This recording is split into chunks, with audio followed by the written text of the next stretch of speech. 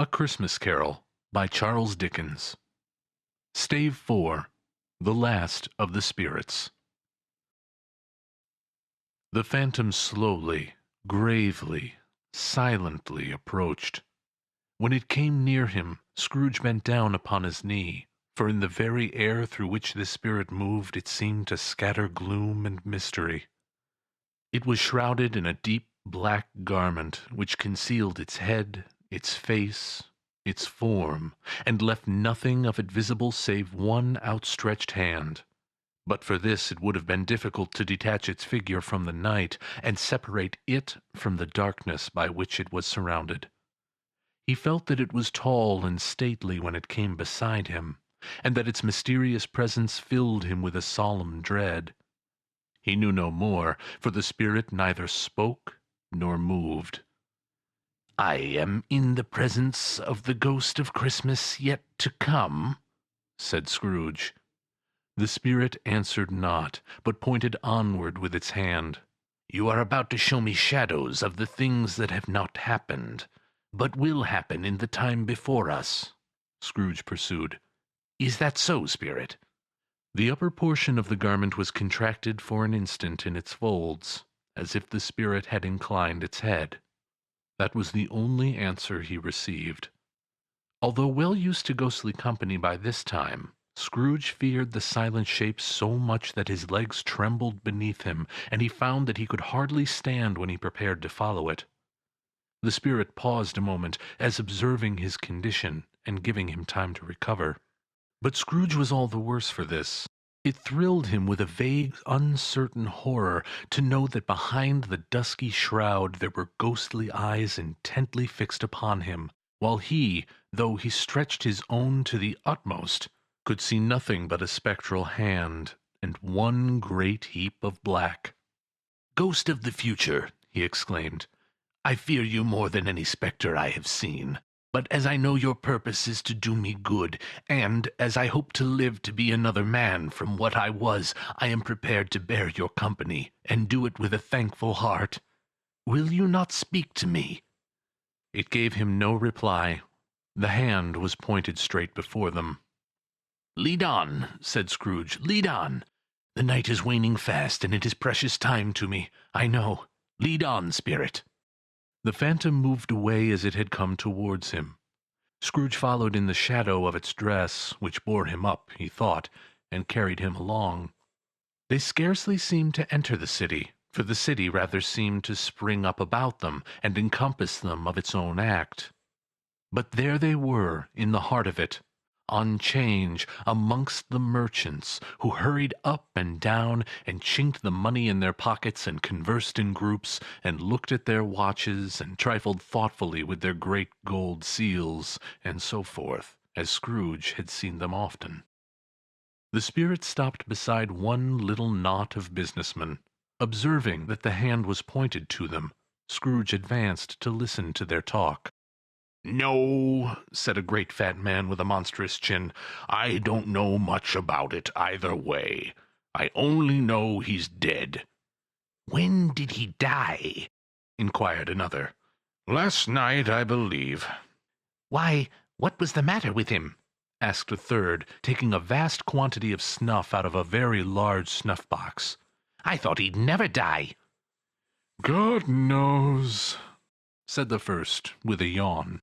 "What has he done with his money?" asked a red-faced gentleman with a pendulous excrescence on the end of his nose that shook like the gills of a turkey-cock. "I haven't heard," said the man with the large chin, yawning again. "Left it to his company, perhaps. He hasn't left it to me. That's all I know." This pleasantry was received with a general laugh. "It's likely to be a very cheap funeral," said the same speaker. "For upon my life, I don't know of anybody to go to it. Suppose we make up a party and volunteer." "I don't mind going if a lunch is provided," observed the gentleman with the excrescence on his nose. "But I must be fed, if I make one." Another laugh. "Well, I am the most disinterested among you, after all," said the first speaker, "for I never wear black gloves, and I never eat lunch. but I'll offer to go if anyone else will.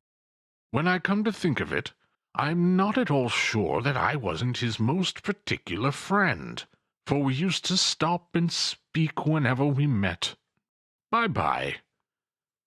Speakers and listeners strolled away, and mixed with other groups. Scrooge knew the men, and looked towards the spirit for an explanation. The phantom glided on into a street. Its finger pointed at two persons meeting. Scrooge listened again, thinking that the explanation might lie here. He knew these men also, perfectly. They were men of business, very wealthy, and of great importance.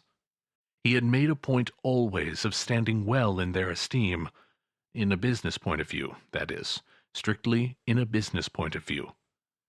"How are you?" said one. "How are you?" returned the other. "Well," said the first, "Old Scratch got his own at last, eh?" "So I am told," returned the second. "Cold, isn't it?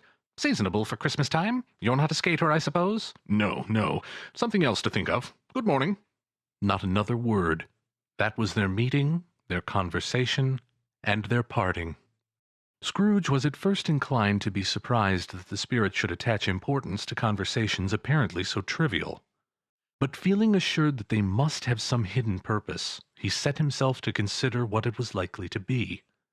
They could scarcely be supposed to have any bearing on the death of Jacob, his old partner, for that was past, and this ghost province was the future. Nor could he think of any one immediately connected with himself, to whom he could apply them. But nothing doubting that, to whomever they applied, they had some latent moral for his own improvement. He resolved to treasure up every word he heard, and everything he saw, and especially to observe the shadow of himself when it appeared. For he had an expectation that the conduct of his future self would give him the clue he missed, and would render the solution of these riddles easy.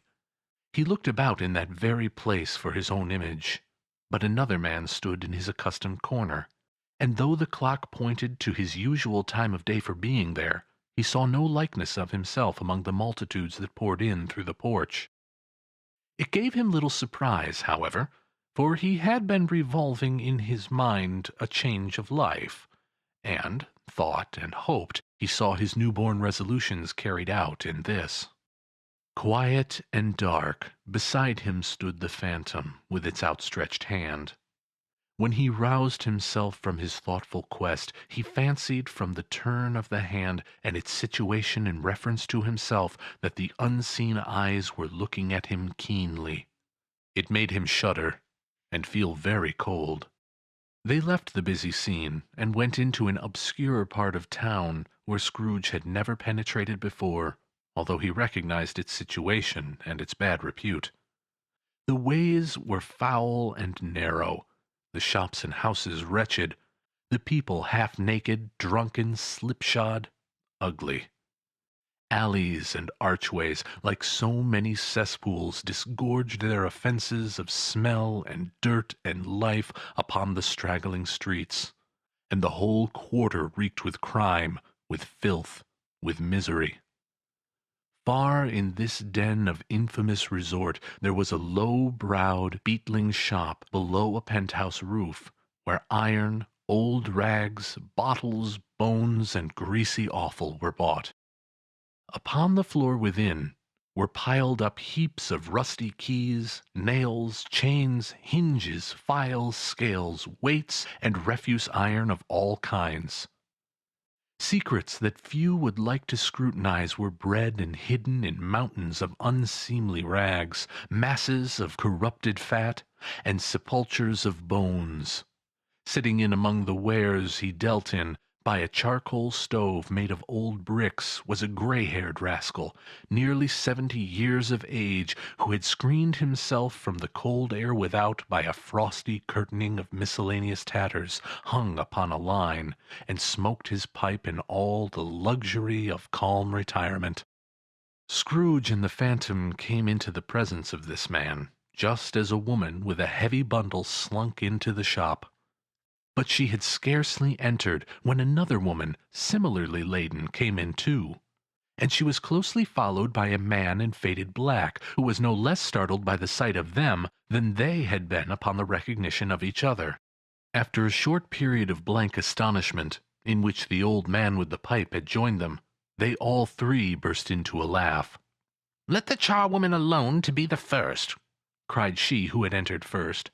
"Let the laundress alone to be the second, and the undertaker's man alone to be the third. Look here, old Joe, here's a chance, if we haven't all three met here without meaning it."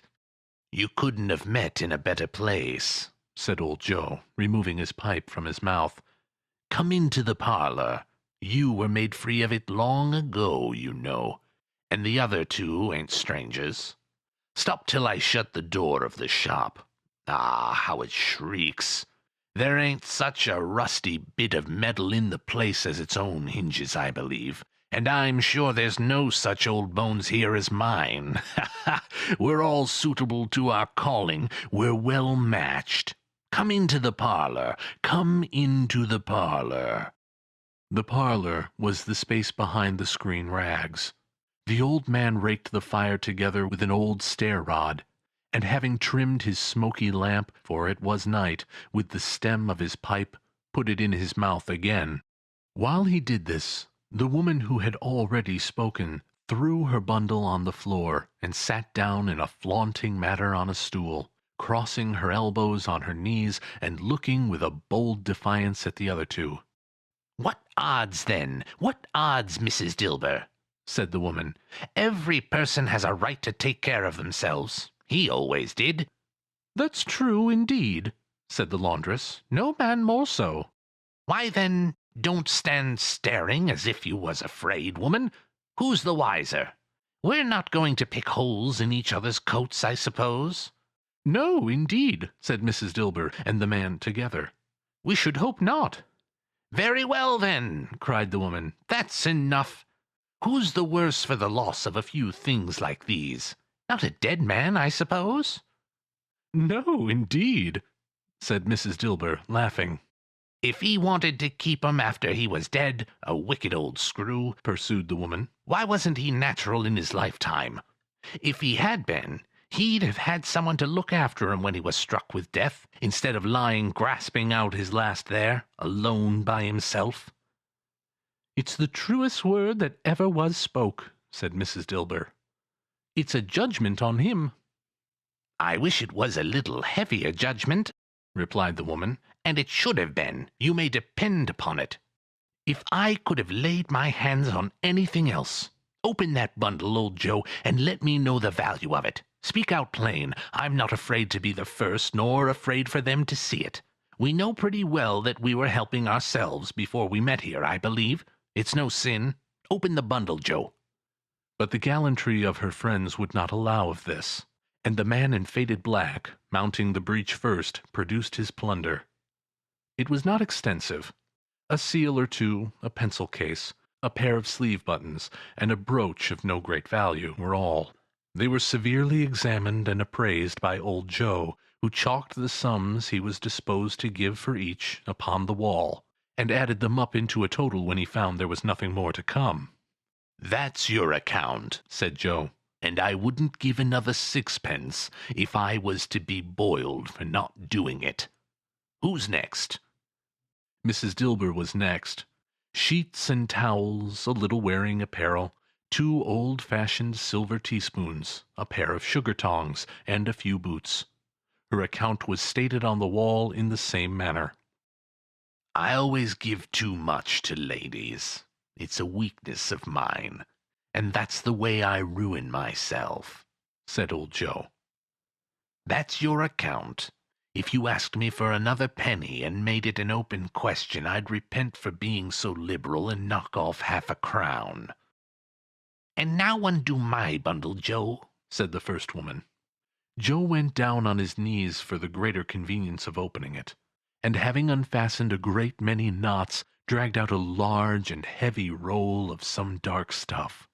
"What do you call this?" said Joe. "Bed curtains?" "Ah," returned the woman, laughing and leaning forward on her crossed arms. "bed curtains."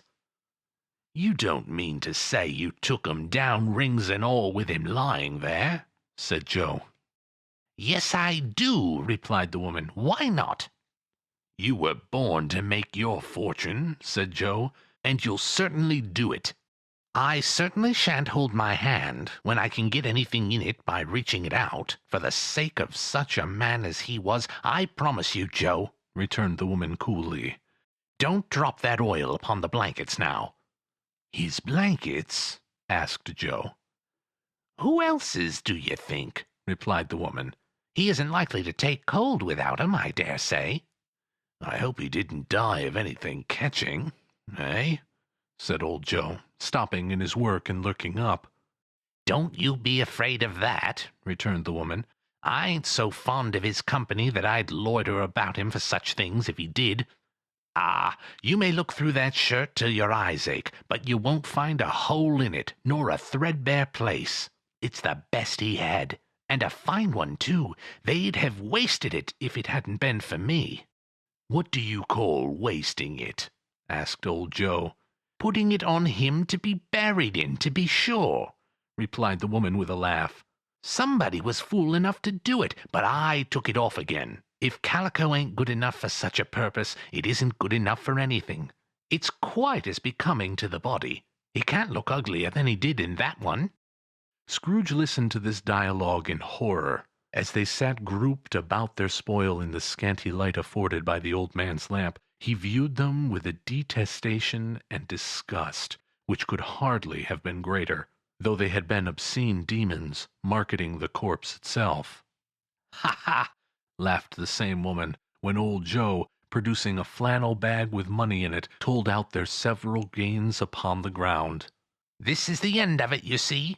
He frightened everyone away from him when he was alive, to profit us when he was dead. Ha ha ha! Spirit, said Scrooge, shuddering from head to toe. I see, I see. The case of this unhappy man might be my own. My life tends that way now. Merciful heaven, what is this? He recoiled in terror, for the scene had changed, and now he almost touched a bed, a bare, uncurtained bed, on which, beneath a ragged sheet, there lay something covered up, which, though it was dumb, announced itself in awful language. The room was very dark. Too dark to be observed with any accuracy, though Scrooge glanced round it in obedience to a secret impulse, anxious to know what kind of room it was. A pale light, rising in the outer air, fell straight upon the bed, and on it, plundered and bereft, unwatched, unwept, uncared for, was the body of this man. Scrooge glanced towards the phantom. Its steady hand was pointed to the head. The cover was so carelessly adjusted that the slightest raising of it, the motion of a finger upon Scrooge's part, would have disclosed the face. He thought of it, felt how easy it would be to do, and longed to do it, but had no more power to withdraw the veil than to dismiss the spectre at his side.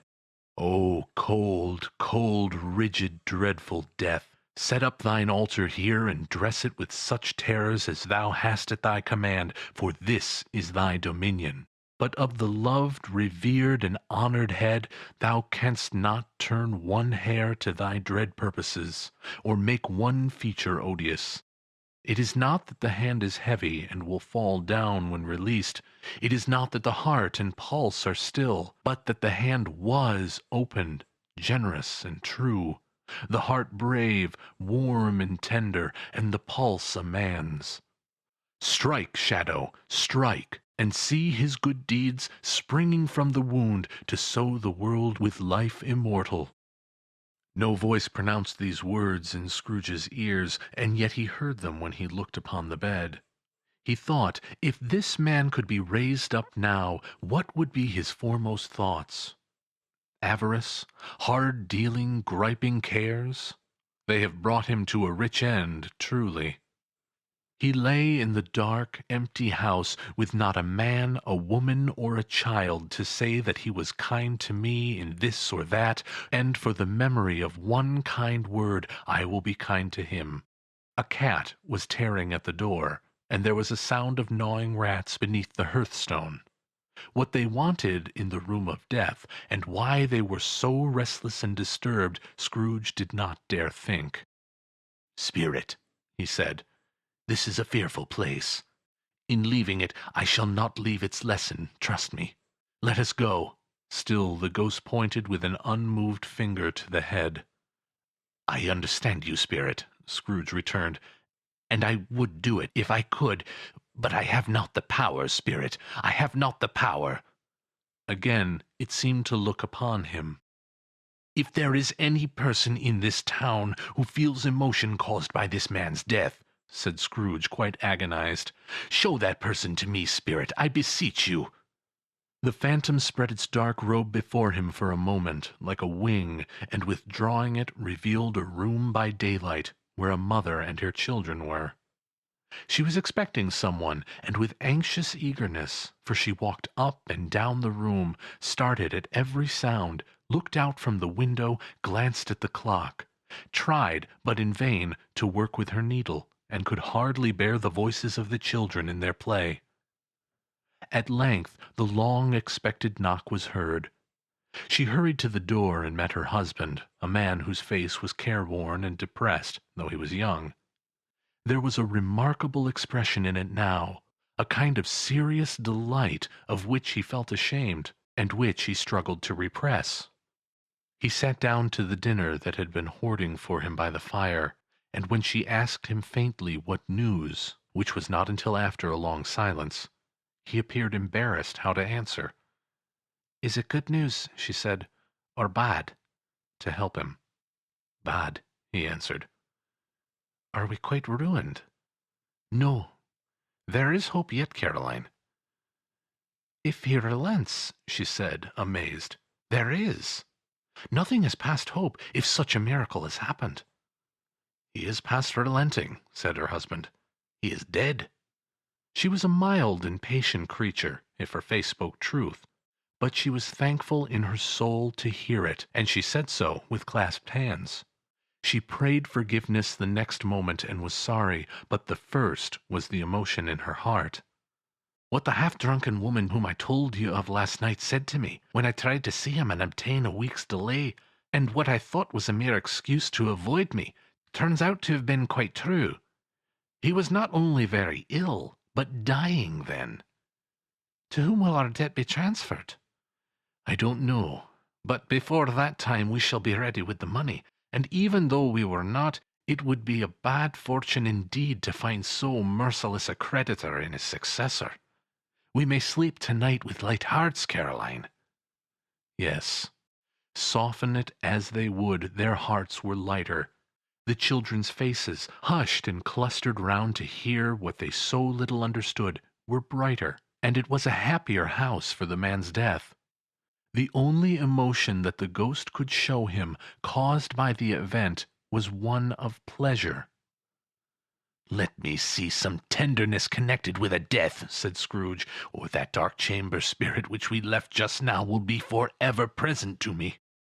The ghost conducted him through several streets familiar to his feet, and as they went along, Scrooge looked here and there to find himself, but nowhere was he to be seen. They entered poor Bob Cratchit's house, the dwelling he had visited before, and found the mother and the children seated round the fire. Quiet, very quiet. The noisy little Cratchits were as still as statues in one corner, and sat looking up at Peter, who had a book before them. The mother and her daughters were engaged in sewing, but surely they were very quiet. And he took a child, and set him in the midst of them. Where had Scrooge heard those words? He had not dreamed them. The boy must have read them out, as he and the spirit crossed the threshold. Why did he not go on? The mother laid her work upon the table, and put her hand up to her face. "The color hurts my eyes," she said. "The color? Ah, poor Tiny Tim." "They're better now," said Cratchit's wife. "It makes them weak by candlelight, and I wouldn't show weak eyes to your father when he comes home for the world. It must be near his time." "Past it, rather," Peter answered, shutting up his book. But I think he has walked a little slower than he used these last few evenings, Mother." They were very quiet again. At last she said, and in a steady, cheerful voice that only faltered once, "I have known him to walk with Tiny Tim upon his shoulder very fast indeed." "And so have I," cried Peter, "often." "And so have I," exclaimed another. So had all. "But he was very light to carry," she resumed, intent upon her work.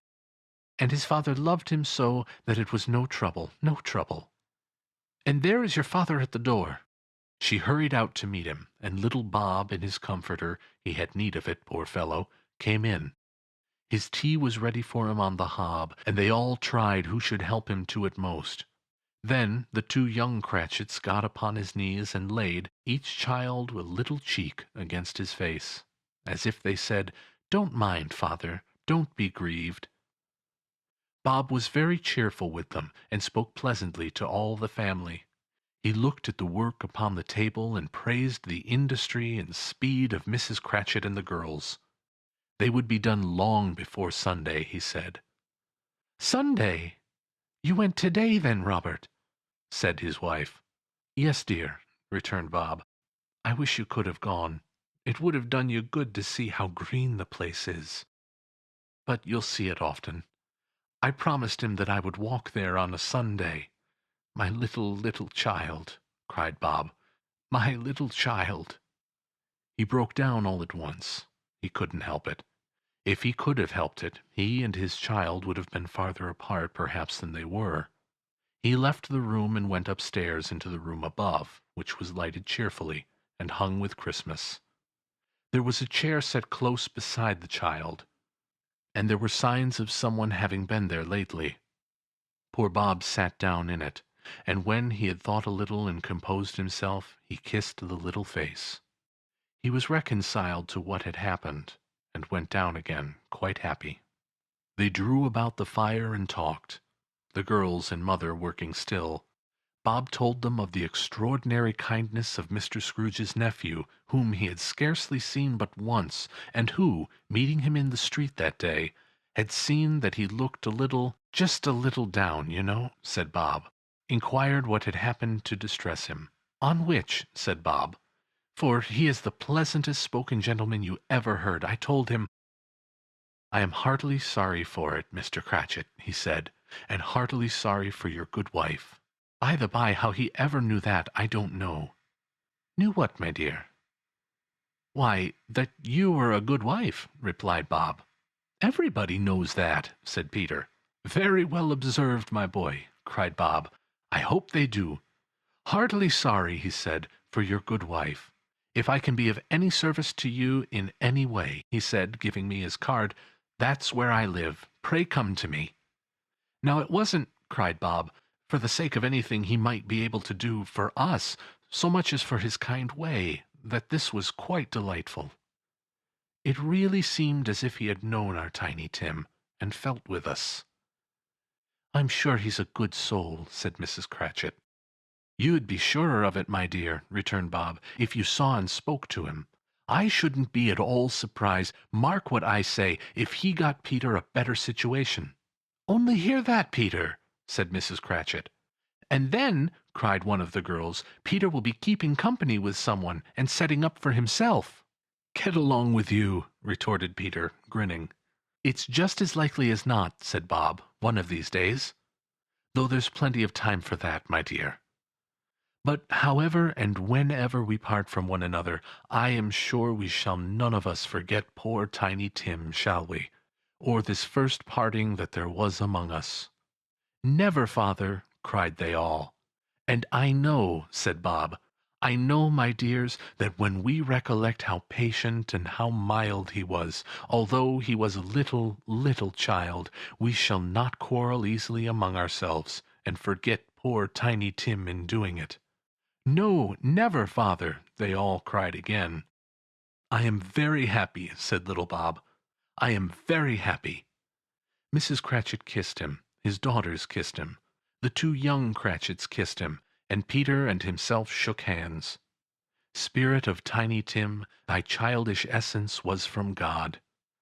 "Spectre," said Scrooge, Something informs me that our parting moment is at hand. I know it, but I know not how. Tell me what man that was whom we saw lying dead."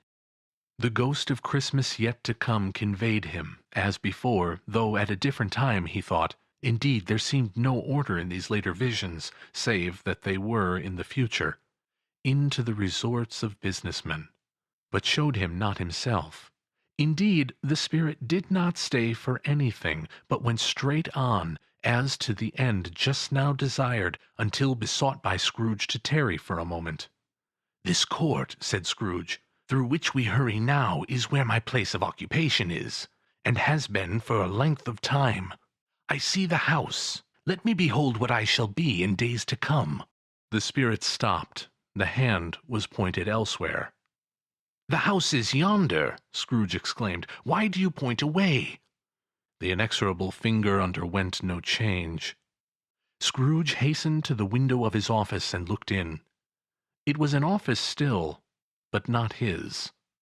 The furniture was not the same, and the figure in the chair was not himself. The phantom pointed as before. He joined it once again, and wondering why and whither he had gone, accompanied it until they reached an iron gate.